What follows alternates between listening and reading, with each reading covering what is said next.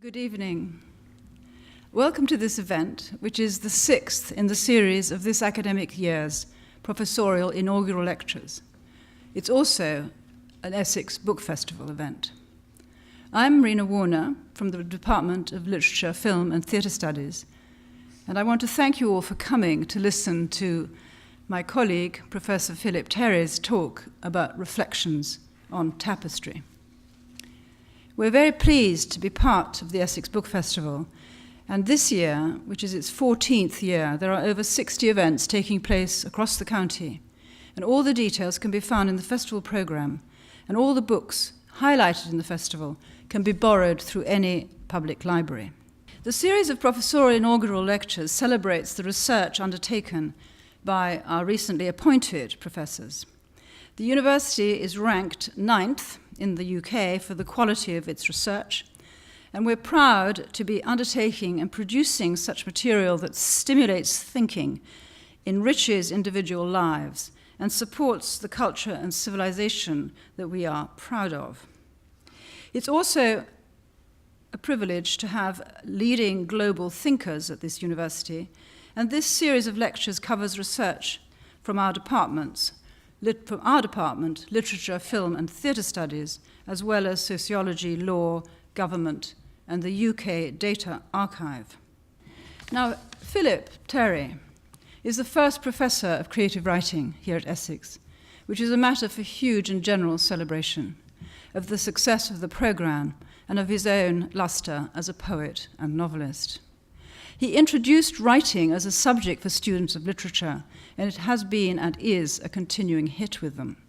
Under his inspiration, an MA module originally has effloresced into BA and MA degrees, with several doctoral students now writing in various genres. And our first PhD in creative writing and literature graduated last year, Ros Green, on Scottish storytelling and her own tales. Phil has fostered a particular approach rooted in the practice of Oulipian, the ouvroir de littérature potentielle, or workshop of potential literature. And that is matched in his with a passion also for telling tales. This is, I think, one of the very few places of education in the world where you can experiment playfully and seriously with literary forms and not be pressed to conform to commercial imperatives, but encouraged to institute new ways of writing in order to lead the taste of future readers, as Philip has done with his novel Tapestry. Tapestry, as you shall hear, is a witty, innovative, entirely enjoyable demonstration of the power of storytelling, the power of art as historical and political chronicle, and of imagination as the principal way of entering into the feelings and minds of those who went before us and whose voices are hard to hear outside the words set down and made up by literature. Tapestry is a novel that gives voice to the anonymous and silent makers of the Bayeux Tapestry, nuns in a convent at the time when the army of the Norman invaders subjugated this country. Its unique quality has been acclaimed by readers and critics, and it was shortlisted last year for the Goldsmiths Prize for Experimental Writing. When I say that Phil is the first creative writing professor here, he's by no means the first creative writer, and he himself has consciously placed himself in the proud tradition of the Department of Literature. The department was founded by Donald Davey, a prolific and internationally appreciated poet, and the university became, since its earliest days, a special forum for poetry and fiction. The lineage continues since then. It began with Robert Lowell, the great American poet, and it runs through Angela Livingston to Derek Walcott. Phil has been wonderfully fertile over the past few years, with a series of brilliant works which revisit and refashion classical antecedents. He edited Ovid Metamorphosed, a collection of tales that respond to Ovid, and this is how we actually first met, as I contributed a story. Since then, Shakespeare's Sonnets, that's the title of the book, reworks the famous sonnets in a kind of motley language, a wonderful mongrelized vernacular, some of it culled from the tabloid press and from other texts lying about us in the urban scene. This sequence carries out an alchemical transformation, converting the detritus of ads, headlines, and so forth into ferocious poetry. The Guardian critic singled out for praise, how Phil changes the Shakespearean line from fairest creatures we desire increase to clone Kylie. Since then, Phil has turned to Dante. He is nothing if not ambitious, and his lacerating, brilliant version, called Dante's Inferno, is about to come out. The setting is here on campus, and the sinners in hell, at least some of them, are recognizable thugs and plunderers and bullies of recent times. He has continued his epic odyssey through world literature, now with an extraordinary rendering of Gilgamesh, which is called Dictator. We will begin this lecture, Reflections on Tapestry, hearing Barbara Peirson, the artistic director of this theatre, the Lakeside where we are now, actor and a stage director, recently of O Starry, Starry Night by Derek Walcott, performed here last year. She will be reading from Tapestry, followed immediately by Phil's lecture, which will be interleaved with further readings from Barbara. Please welcome Phillip Terry and Barbara Peirson. You're all a-wondering, I know, for I can't help overhearing all your wild whisperings within the last scenes of the tapestry, the one which I worked on first, that where King Harold meets his death. There's no mystery there. As with a snake, Ouroboros, which clasps its tail in its mutha, so with beginnings and enders, the two are often one and the same. Be quiet, Ebba. We all know the foolish story spread round by the Normans regarding the death of Harold on Senlac Hill. And I've shown him here, as in Tyrol's design, struck down by the fatal arrow. Yet, of course, this is nothing but the flimsiest propaganda, a cheap conjuring trick to rob us of our king and our hopes, so help me God. Look closely then at my tapestry figures, and you'll see not one, not two, but 3 men with their augurs pierced by arrows. 2 of them flee the battlefield on the right of the picture. Here. Pursued by 4 mounted Norman knights and one archer. Who are these figures? What is their story? Imagine that at the climax of the battle, when the shield wall is broken and the Norman army has at last gained the upper 5 finger, that a shower of arrows is indeed launched in King Harold's direction, and imagine too that an arrow does indeed hit King Harold, but not in the auger, as has been falsely maintained by Norman chroniclers. Rather, it lodges itself firmly in the 16 layers of oxhide lining the nasal of his helmet, penetrating with its forged fresh point the first 15 hides, but not the last. And try as he might, Harold cannot make it budge. Nonetheless, he's had a lucky escape. Looking around in the gathering dust, he sees his troops in disarray. Battle is lost, there's no denying it. But if he can get away, regroup, gather new troops, mayhap the war might yet be won. And so, Harold, accompanied by a small escort, flees the battlefield. Yeah, he is a conspicuous figure at the best of times, and with the arrow sticking out of his helmet, he can be spotted a mile off. It's now that one of his huskels suggests a decoy.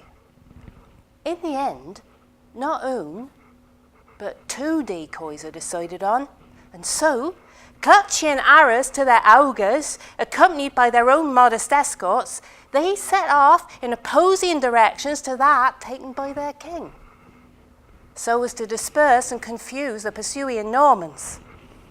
The ruse is a success. In the fading light of dag, beneath a light drizzle, William and his men are stopped in their tracks by a spectacle as strange as ever they're likely to see, the sight of 3 King Harolds, each pierced in the auger by the arrow of a Norman archer, accompanied by their separate escorts making off in 3 different directions. As for his subsequent adventures, little can be said with certainty. There are 3 principal accounts, each conflicting with the others. I lay them before you now as they've been told to me, never you mind who by. According to the first of these, Harold ends up taking refuge with a group of travelling players. In the safety of their company, he learns something of acting and of minstrelsy and of the pleasures of the itinerant life. He drinks more than he's accustomed to, often waking up with a sore heifer, takes pleasure in singing songas late into the night and in swapping stories around the campfire, though he's careful not to reveal his true identity, both for his own safety and for that of the troop. When they ask him probium questions about his background, he's sheepish, putting them off with a nod and a wink, and when pushed, he says he's been schooled in many trades, but is master in none. He never feels it beneath himself to help out when he can, lending a 5-finger with a cooking and a feeding of the horses and changing the wheel and painting a new set. Nor does he refuse to help out in a performance. When called upon at Winchester, he plays the Rantian Herod on the high scaffold. I anger, I know not what devil me ails. They annoy me so much with their tales that by God's dear nagels I can no longer hold my peace. In the troops' topical and risque reconstruction of the Battle of Hastings, which they first perform on the Isle of Wight, Harold, wearing a harasser's heifer, plays the Spanish stallion which carries William the Bastard to victory, banging together the 2 shells of 2 tortoises. Somewhere between Southampton and Reading, attracted by the carefree charm born of a life on the open road, he falls head over heels in love with one of the players, Edith. One night, as they lie enfolded in each other's arms beneath a starry sky, he says to her in a moment of self-abandon, I am Harold, King of England. She laughs, and she asks, oh, and I'm Ailgith, your queen. He insists, says he is in earnest, asks her to examine his profile. Look, he says, drawing a diminutive coin out of his pocket, one of a fistful minted at Winchester during his brief reign, bearing the Latin word pax, and on one side of which is stamped his stern profile. Look, he says, can't you see the resemblance? Again, she laughs, pushing him away. Your heifer, she says, is too big. At this, he too laughs. The next dag, she shares the joke with the rest of the troop. From that dag on, they start calling him Harold as a jest. Later, when they arrive at Reading, he's given the part of Harold in their reconstruction of the Battle of Hastings. To humour him, the ending is adapted so that Harold escapes from the battle. He finds refuge with a group of minstrels and players who, travelling around the country, stage reenactments of the Battle of Hastings. The act is a great success. With its Saxon audience, when they're performing Guildford, the act is followed by riots. The performance is banned by the Norman garrison, and they're thrown out of the city on pain of death if they return. Yet, wherever they go, it's a huge hit. So much so that they drop all of the other pieces from their repertoire. As their success grows, however, Harold becomes increasingly despondent. The popularity of the piece, indeed, relies on the laughter and mirth it provokes in the audience. And while it certainly makes fun of William, it laughs at Harold too, at his absurd flight from duty, from the responsibilities of king and crown, like Aeneas in the arms of Dido.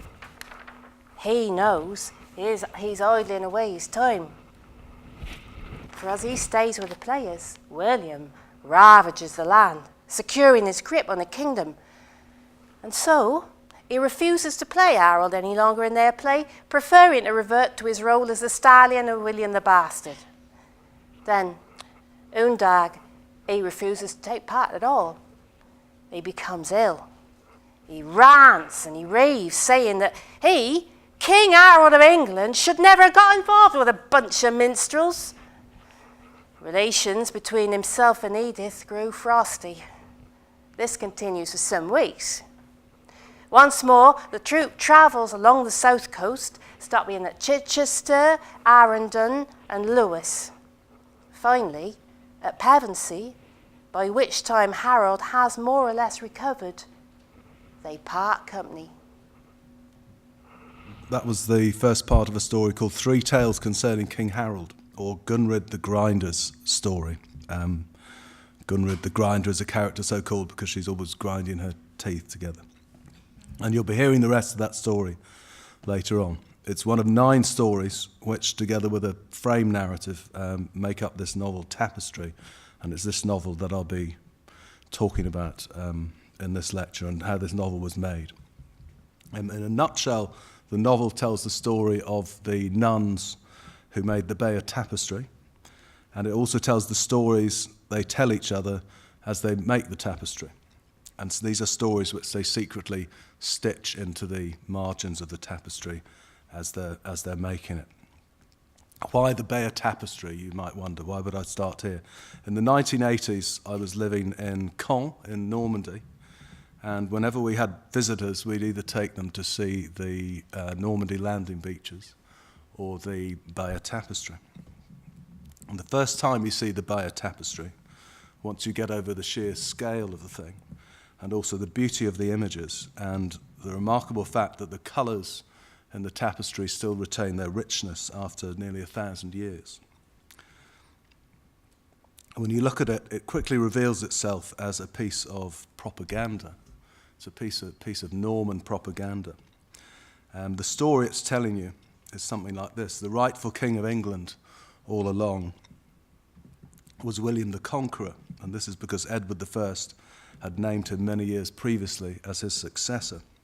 King Harold in this story is no more than an oath-breaking upstart who gets exactly what he deserves, an arrow in the eye at the Battle of Hastings. And yet the more you go to see the Bayeux Tapestry, the more you notice things that don't quite fit this spin-doctored account of the Norman invasion of England in 1066. In Simon Schama's words, this depicts a mother and child setting out as fugitives from the burning remains of a building, perhaps their house. It's the very first image in European art, he comments, that makes space for the ruin of victims. Another image which fails to elicit any comment from Schama, but which also appears to depict the victims, is this next one. It's a much smaller image, but it's very large here. It's a very small image, and it's hidden away in the upper margin of the tapestry, which has a lot of decorative motifs. And if you look at it, you can see it shows what looks like a warrior with a giant axe holding out a piece of clothing to a naked woman. And it's perhaps the aftermath of war rape. And there are plenty of other scenes which don't obviously fit with the narrative of propaganda, all enigmatic in different ways. Not only does the tapestry show you the very well-known image of Harold with his arrow in the eye, this one, it shows you an image which you've already seen and which comes from the very end of the tapestry, or what remains of the tapestry, which is, you can see here, and it's a sort of companion to the picture of Harold with the arrow in his eye. And you see here there are two further figures, also with arrows in their eyes. And when I first saw this, I thought it was very puzzling that there were three figures in the tapestry with arrows in their eyes, because you only generally hear of one. And they're apparently fleeing the battlefield. And literally here they're running off the very end of the tapestry, because this is where what the tapestry ends, or what we still have of it ends. Other images, equally enigmatic, include some of the following. There's a figure, half woman, half beast, which is here like a centaur. And there are lots of similar images in the tapestry. Among many others, too numerous to mention here, one of my favourites is the following, an image of an apparently airborne bull. You can see that. Now, these enigmatic images are often unnoticed by historians. And when they are noticed, they are usually explained away as being merely decorative, or as often representing a fable taken from Aesop, which makes some comment on the action of kings in the centre of the tapestry. Yet to me, they suggested that beneath the propaganda of the Bayeux Tapestry, there were also hidden stories trying to get out. In order to uncover these stories, I set about very slowly, as it were deconstructively, looking for these disruptive images, images which formed stubborn knots in the smooth narrative of conquest. And simultaneously, I embarked on a program of research, which included investigating contemporary accounts from the period, learning how to embroider using the stitches available at the time of the Bayeux Tapestry. This is mostly stem stitch and outline stitch and laid and couched work, where threads are laid down in bunches and then sort of stitched onto the canvas. And I also went to the trouble of visiting the remains of every extant pre- and post-conquest abbey in the south of England, not to mention Normandy, which caused my son Lou on one occasion to cry out in despair, "Not another bloody abbey."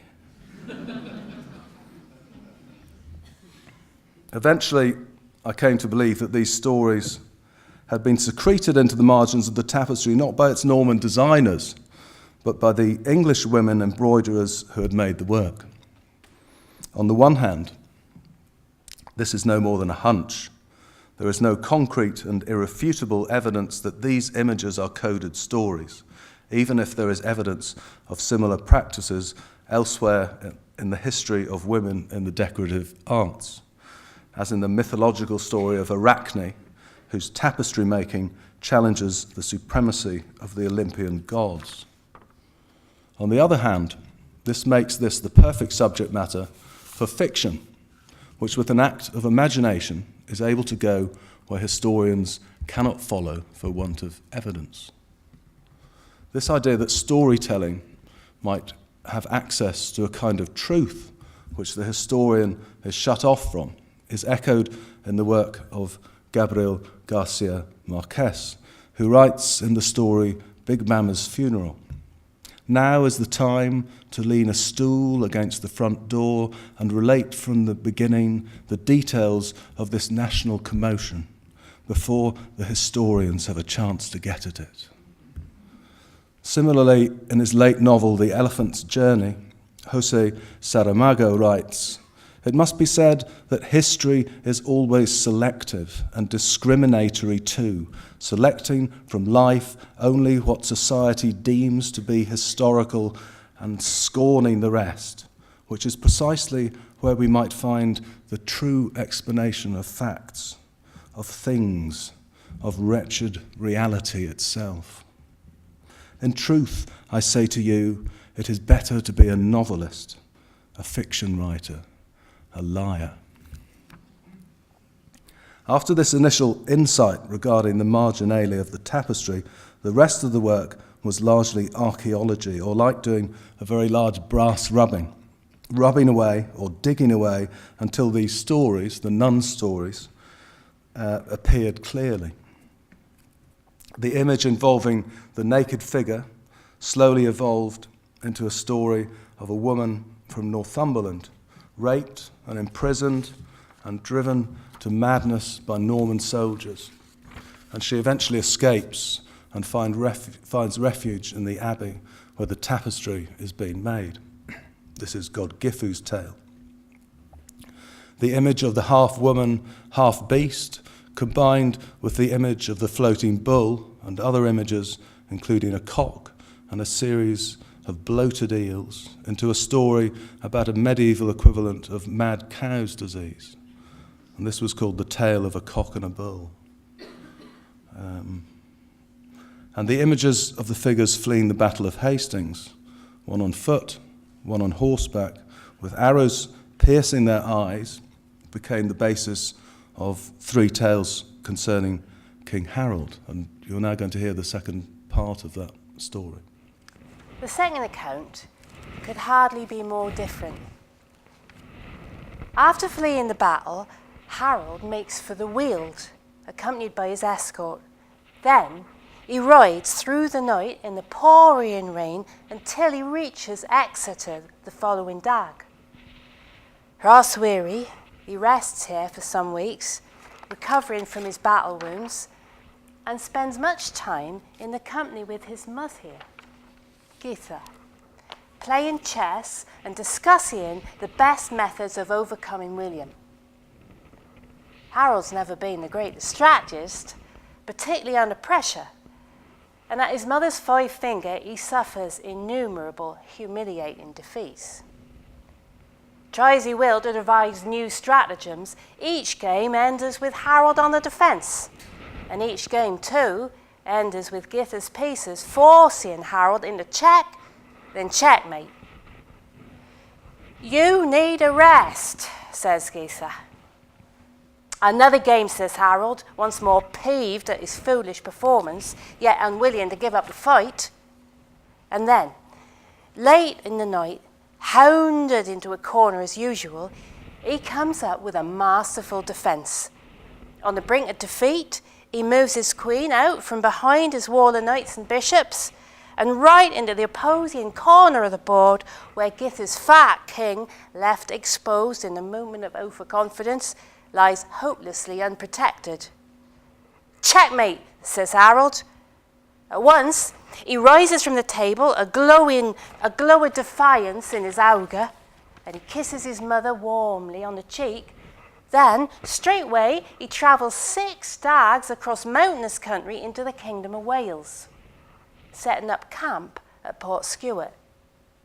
Now, his army sets to work to construct a fleet of some 600 longboats, which takes many weeks' labour and consumes the trees of 3 forests and the hides of 700 seals and 4 whales. Harold's plan is to take the fleet along the south coast and eventually up round where the land turns northwards and up the Thames to London, where he'll cut off William before he arrives there for his crowning. For 2 days they sit tight, waiting for a favourable wind from the west. Eventually, they set sail with a propitious wind behind them, keeping the land always on the port side and the trout road on the starboard side. By dusk, they're approaching Portsmouth, where they mean to stop for the night. But here, things start to go wrong. Firstly, they mistake the harbour entrance, taking a channel which rapidly narrows, so the ships are pressed up against each other. Secondly, a sudden and violent storm coming off the Whale Road drives their now dangerously positioned and unmanoeuvrable ships onto the rocks. Masts are snapped off, sails torn to ribbons. There's no thing Harold can do. Within the space of half an hour, his fleet is in ruins. The very next day, the survivors of the wreckage make their way back to Exeter, where Harold puts the disaster behind him and at once sets about improving the city's defences. By Christmas Day, the dag on which William the Bastard is crowned King of England at Westminster, Harold's fortification of Exeter is complete. Early in 1067, the news of the Exeter uprising reaches William, now in France, and he's sufficiently disturbed by the reports to return to England. Landing at Pevensey, William travels first up to London and then takes the old Roman road to Cirencester and then descends on Exeter by Fosse Way. When he arrives, shortly after dawn, Harold's waiting for him and easily repulses the direct attacks of the first dag with his archers. Norman casualties are high. On the following dags, William resorts to more cynical tactics. Horses and men ship in the water supply. Fireballs are launched off the city wall, setting fire to the castle, the flames spreading in a moment, as flames do, destroying all in their path.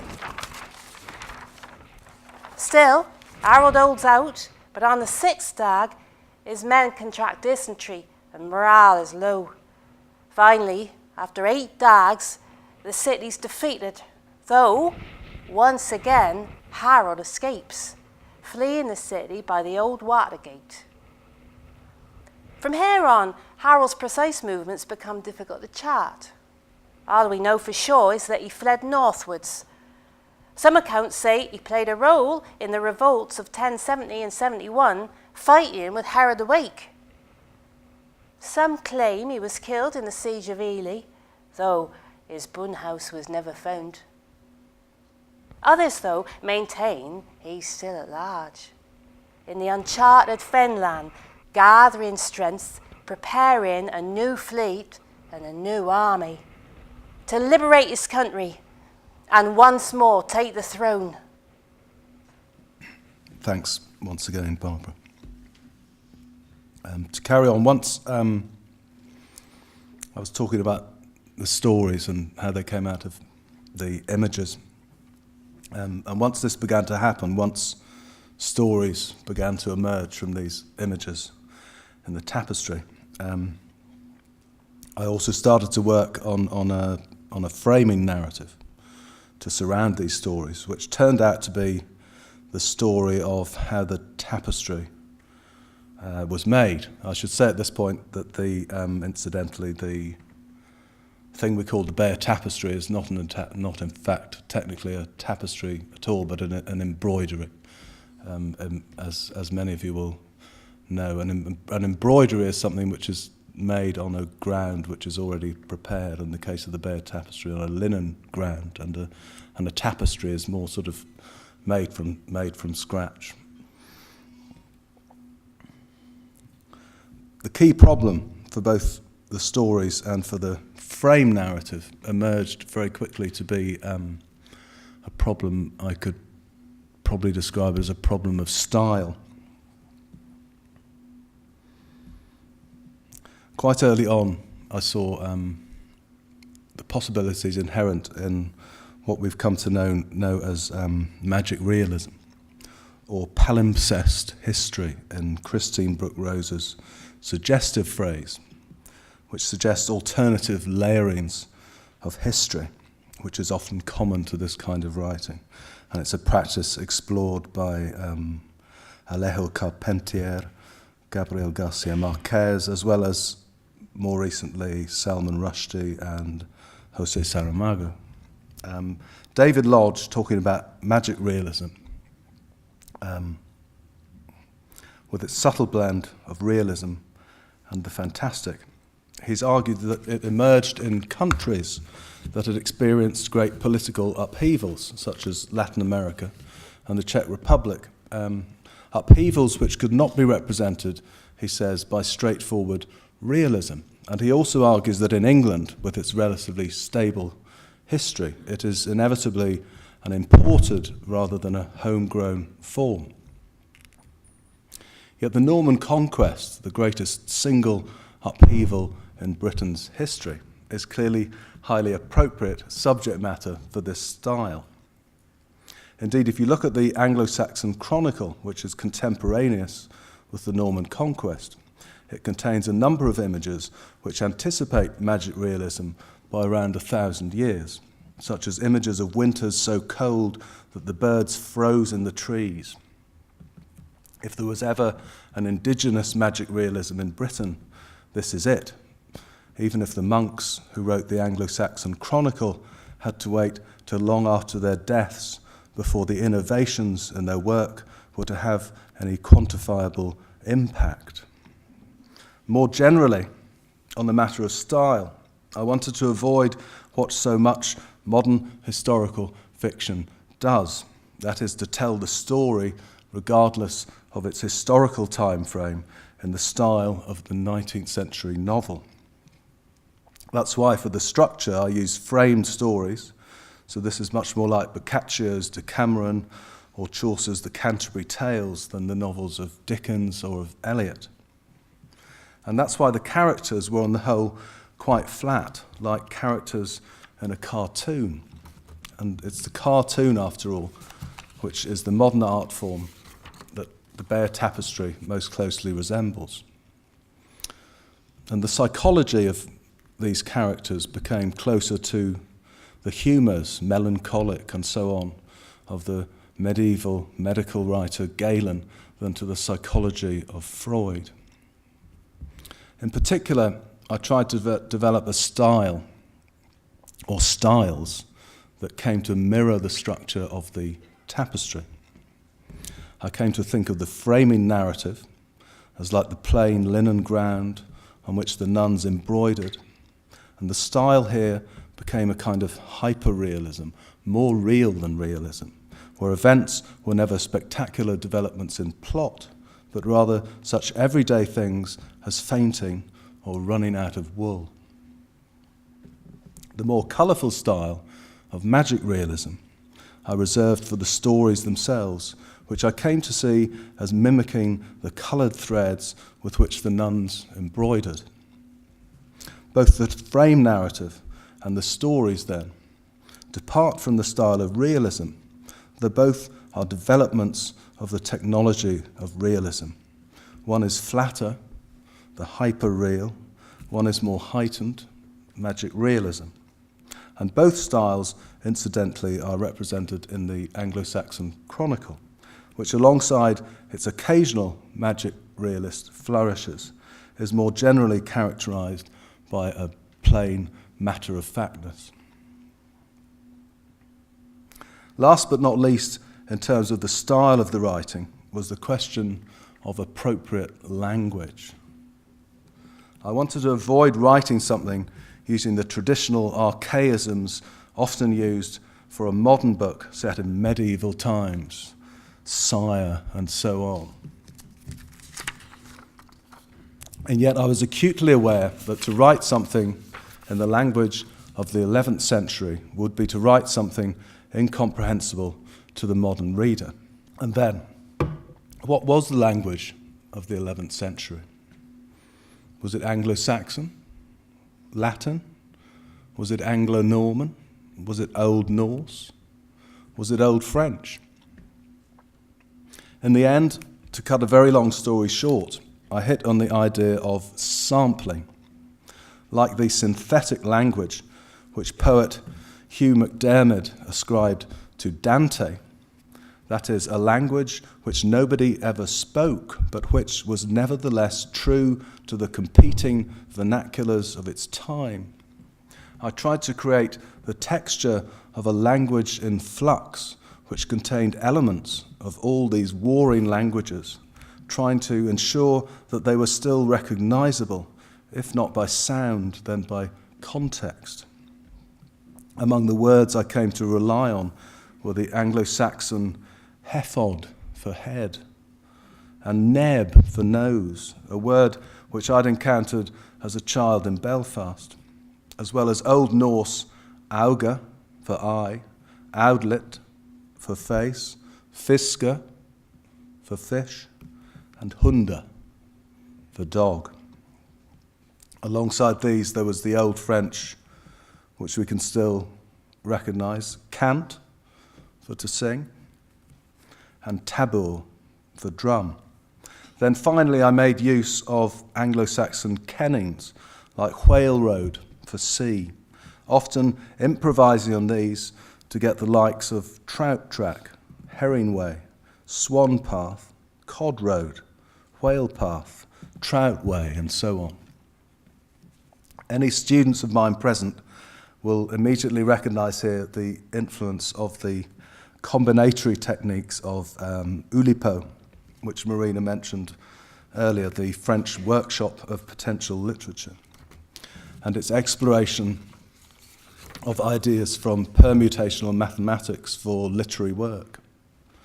Oulipian, they won't be surprised to hear, influenced this book in other ways as well.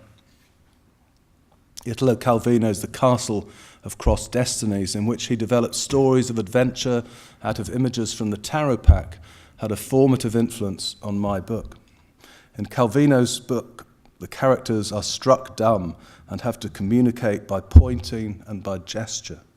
And this technique found its way into my own work through the character of Ethelgida the Mute, who communicates using monastic sign language combined with mime and gesture. And other techniques from Oulipian found their way into different stories in a variety of ways. The rhetorical device called double entry, used by Raymond Queneau, the founder member of Oulipian, in his book Exercises in Style, where every noun is repeated using a synonym, had an impact on the looter's tale. And techniques of word inversion linked to backslang and to spoonerisms, also used by Queneau, found their way into another tale, the tale of the exiled brother, which is all about inversions in all sorts of ways. There are other influences too from Oulipian, but the end result is that Oulipian is stitched into the fabric of the text in extensive ways. Just as the Normans crossed the Channel, landing at Pevensey Bay to begin their invasion, so French culture and literary experiment invades this text on a linguistic level. Among other things, this created a layering of language upon language, which matched the layering of history upon history, which came to characterize many of these stories, including the one about King Harold, 3 tales concerning King Harold, and which we'll now hear to its conclusion. In the third and final account to the king's adventures, Harold, disguised as a commoner, flees the country to raise an army overseas. Travelling first to Dover, he boards a water horse, which takes him to Bologna. And from here, mounted on an ass, he travels west, sticking to the coast. On the 6th stag, he reaches the low-lying marshes surrounding Mont Saint-Michel. And from here, it's only a dag's march to the high-walled fortress at Dinan, towering over the black rocks, where he seeks an audience with William's old enemy, Conan, Duke of Brittany. And he delivers his carefully worded speech. "My lord," he says, "I, Harold Godwinson, rightful King of England, come before you with a humble request, a request which, I trust, will ultimately prove as welcome as it is urgent. When last we met, I was the Earl of Essex and fought at the side of William the Bastard in his campaign against your army. This, I hasten to add, was through no ill will held against your person, but rather the result of William's trickery and cunning, by which foul means he contrived first to place me in his debt, then sought repayment of that self-same debt by conscripting me in his campaign against Brittany. I will say no more in my defence. Circumstances have now changed irrevocably. The bastard, turning his back on all that is just through greed for unjust gain, has driven me from my homeland, just as he once drove Conan, Duke of Brittany, from Dole. My request, and my offer, I will put it plainly, is this. Let us now unite against William, our common enemy, and seek just vengeance for the wrongs he has committed against us. Let us first drive him from England, then let us drive him from Normandy itself." There was a long silence. Once Harold had finished his speech and no one moved. Harold remained kneeling, Hefford bowed, heart pounding. Whatever went through Conan's Hefford in those dizzy moments we'll never know. Yet, if, as seems likely, this was the first news he'd had of William's victory, he's sure to have been furious. For in the summer of 1066, unbeknown to Harold, and much to William's rancour, Conan had put his own claim to the throne of England, on the grounds that Normandy and the lands it lay titled to had been entrusted to his father, Alan III, in 1035. At length, with a sigh, Conan rose slowly from his seat. He spoke curtly. "I do not recognise this man. He is an impostor." And so it is that King Harold's Oulipian, the ultimate ignominy, he is cast into the dungeon of Conan's castle at Dinan. Once he recovers from his initial shock, Harold does all he can to secure his release. He tries to send messages to Conan saying that he can pay whatever ransom he asks, and, well, shall I say it, he still has rich friends in England. But his words go unheeded by the wide-augured children who come to stare at the old man in chains. When this fails, Harold pleads with his jailers. He calls for quill and parchment, telling them that he's the rightful king of England. They refuse bluntly, laughing in his outlet. How could such a man be king of England? And when Harold looks at himself, he finds it difficult to believe too. Staring into a pool of piss that is gathered on the floor of the cell, searching in its fetid waters for his familiar image, he sees reflected back the owlet of a hunter. His visage is hairy all over, his augurs wild and bloodshot, his nails have grown long and curved claws, and his hair is long and matted. The hunter prowls the floor of the cell or sits beneath its narrow slit of a window, howling. Why they imprisoned the hunter king, he wonders. All the night, he sits beneath the window, howling into the darkness, calling on the hunters, the wolves, to come and rescue him, their king. Each morning now, he asks for bones, raw meat. With contempt, his jailers throw him lumps of worm-infested beef, unfit for a hunter. He eats these with relish, chewing the bare bones for hours on end, breaking his teeth.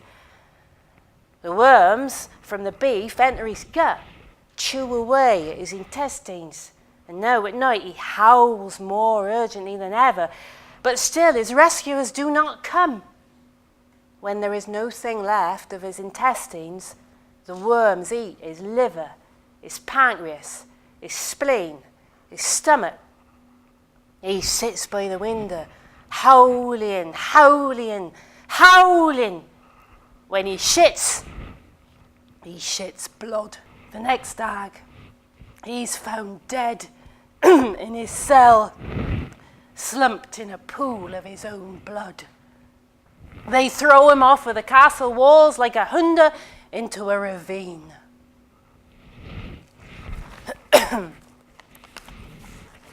These, then, are the three tales which have been related to me concerning King Harold. In my heart of hearts, it's the second of these that I believe to be true, and that's why each day I continue to pray for Harold's safety. Yet, as I've said before, no thing here can be stated with certainty. It may even be that these three contradictory accounts in reality are different episodes to one single story. Thus, Harold might have followed his period with the minstrels by organising his troops at Exeter, then subsequently fled overseas to raise a new army. Or again, he might first travel to France and ended up, after his various adventures, in the company of the minstrels. Indeed, for all we know, his visit to Conan of Brittany might have met with success, in which case this would have been the army that he brought to Exeter. All we can say with certainty is that if Harold arrived in Brittany later than Christmas 1066, he would have found Conan dead, poisoned, it was said, by William's own five finger, using a maleficent and slow-acting powder which finally took effect on December the 24th, the eve of William's crowning at Westminster.